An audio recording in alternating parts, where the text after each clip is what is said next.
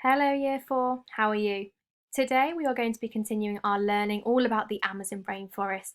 Specifically today we are going to be exploring the different types of animals that we are going to be finding in the Amazon rainforest. And by the end of this session you will be able to identify a variety of animals that live in the rainforest. You will be able to explain how some of the animals have adapted to the conditions of a tropical rainforest, and you will be able to use a variety of information to create a fact file about an animal found in a tropical rainforest. Now for your first retrieval question today, I have a map. Now on this map there are 3 dotted lines, and I would like you to label the 3 dotted lines according to show where most tropical rainforests lie.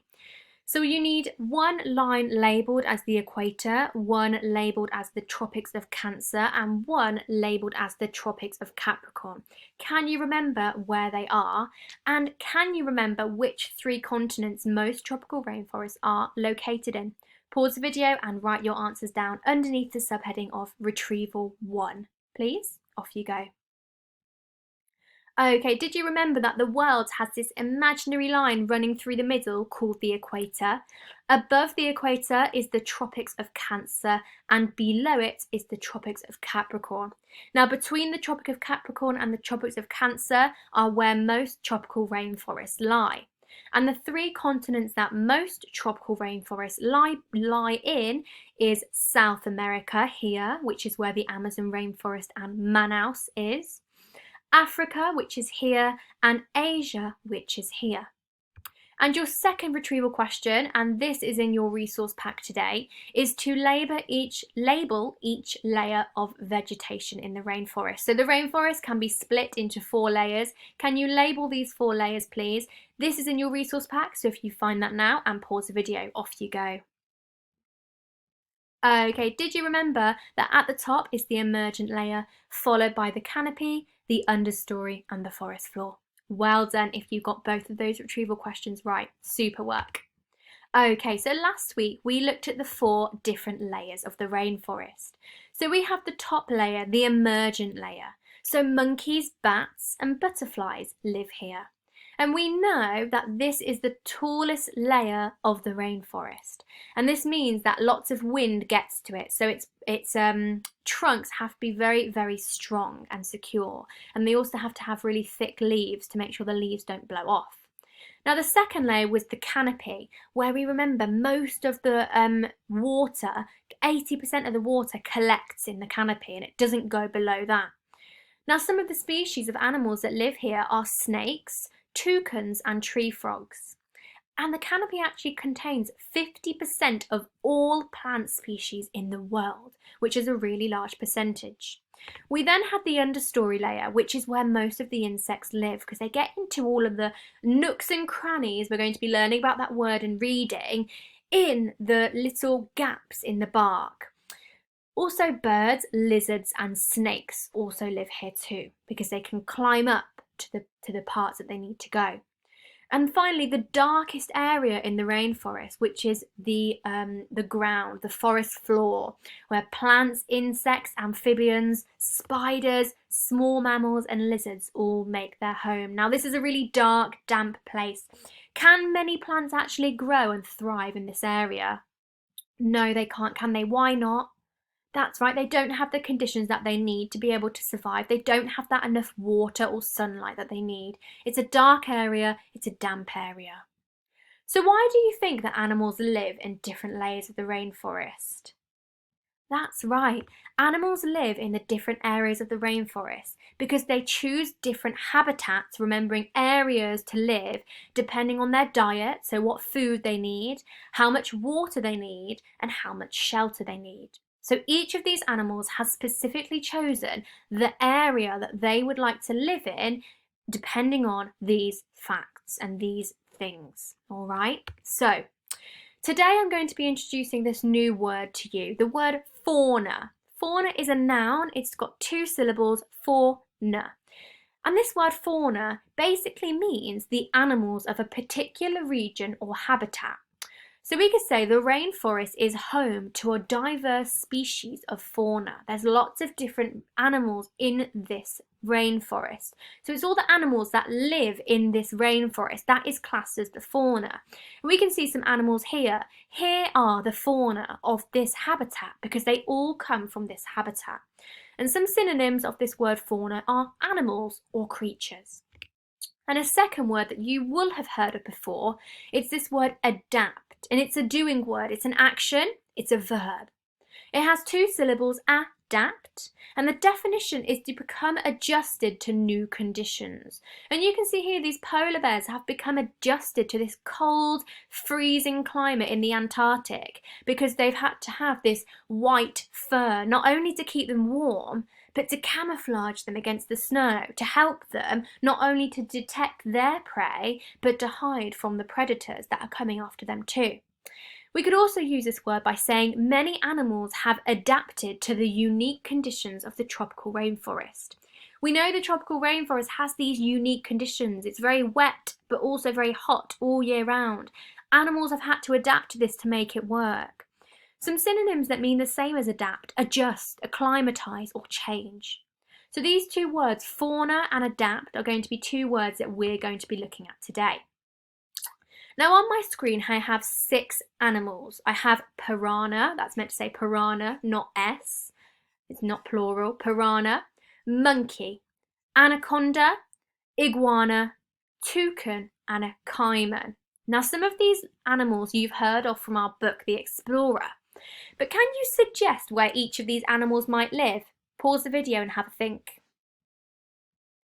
Did you get it right? All of these animals live amongst the tropical rainforest. We know these piranha are fish with teeth. They're very dangerous. Similarly with the caiman, they look a bit like alligators and they're dangerous too. We haven't spoken much about the iguana or the toucan in our book so far, but they are going to be mentioned. But all of these animals are examples of some of the animals or fauna that live in a tropical rainforest, such as the Amazon rainforest. Today, we are going to learn in detail about 6 of the animals which are typically found in the rainforests of South America, like in the Amazon rainforest. We are going to learn about the putu, the red-eyed tree frog, the sloth, the scarlet macaw, the emerald tree boa and the jaguar.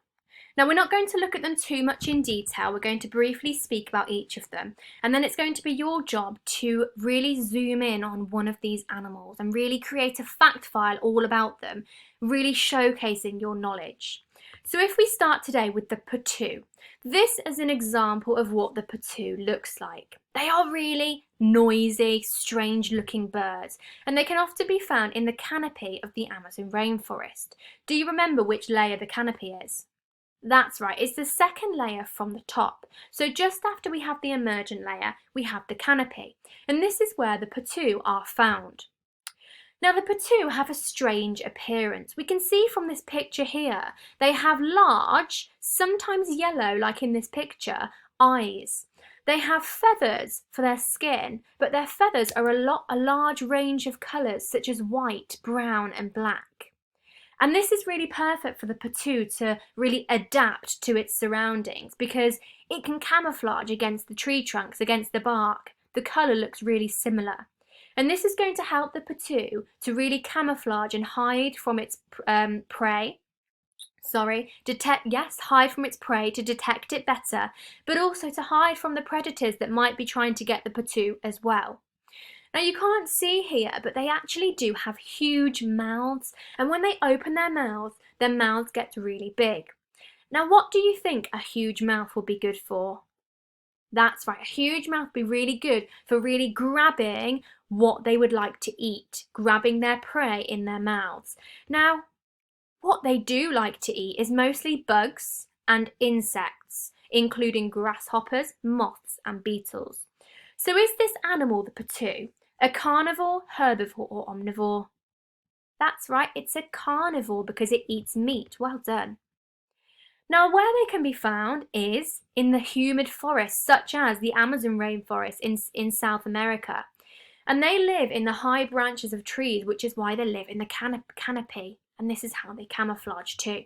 So that's our first animal, the patoo. Now the patoo is a species of fauna found in the Amazon rainforest. The next one is the sloth. And when I am making my way through these 6 animals, I would like you to think, which animal would I want to learn about more in detail? Now the sloth is the animal that Lila had saved in our book, The Explorer. And this is a picture of a sloth here. Now sloths are a type of mammal and they are nocturnal. Do you know what nocturnal means? That's right. Nocturnal means where they sleep in the day and they are awake at night. So unlike us, we are not nocturnal, we sleep at night, we are awake in the day. Sloths are awake through the night and asleep during the day. Now we've learned that Lila has told us how slow these sloths are. So they're really slow moving creatures, but also, like the patoo, they can camouflage because of the colour of their fur. And there are 2 different types of species, 2 families of sloths. So there are the 2-toed sloths and the 3-toed sloths. And you can see here that on the sloth's hands or feet, there are 3 toes here, a bit like when we have our toes on our feet, but theirs are a bit more like clawed shaped. Now this is a 3-toed sloth, but what would you think the 2-toed sloth would look like? That's right, 2 toes. Now you can see here they've got really thick fur, don't they? It's brown fur. They've got quite round heads, like a bit like a ball, flat noses, snouts, and also stumpy tails. So you can't see, but their tails are quite short and stumpy. Now, their diet is different because some sloths only eat leaves, meaning they're herbivores.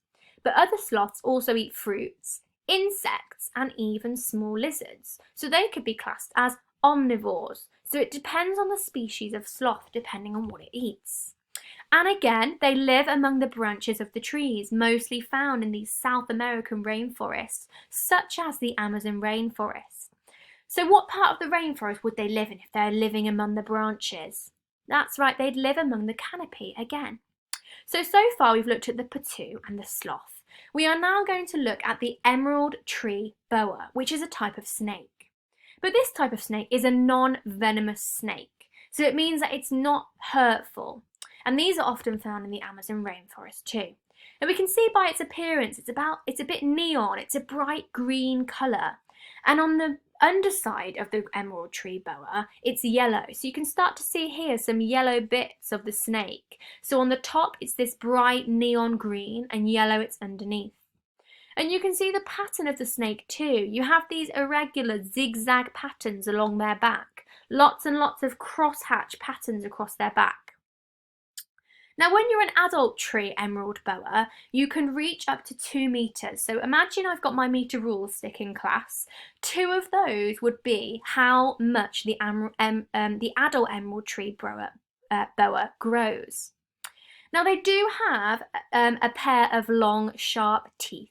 Now these teeth are pointed backwards, okay, so not pointed out, but they are non-venomous, so they're not out to cause much harm to you, okay? Now their diet is similar to the patoo. They feed on small mammals, so they are carnivores, so they eat rats, bats, and possums. And they do live, again, in the trees of the Amazon rainforest, but also they can be found near rivers or swamps. But they don't depend on open water, so they don't need water to survive. So they mostly live in the trees, hence their name. So we've looked at the patoo, the sloth, and the emerald tree boa so far. Are there any others that you think that you might want to learn a bit more about? We have got 3 more to learn about, and that will be in our part 2.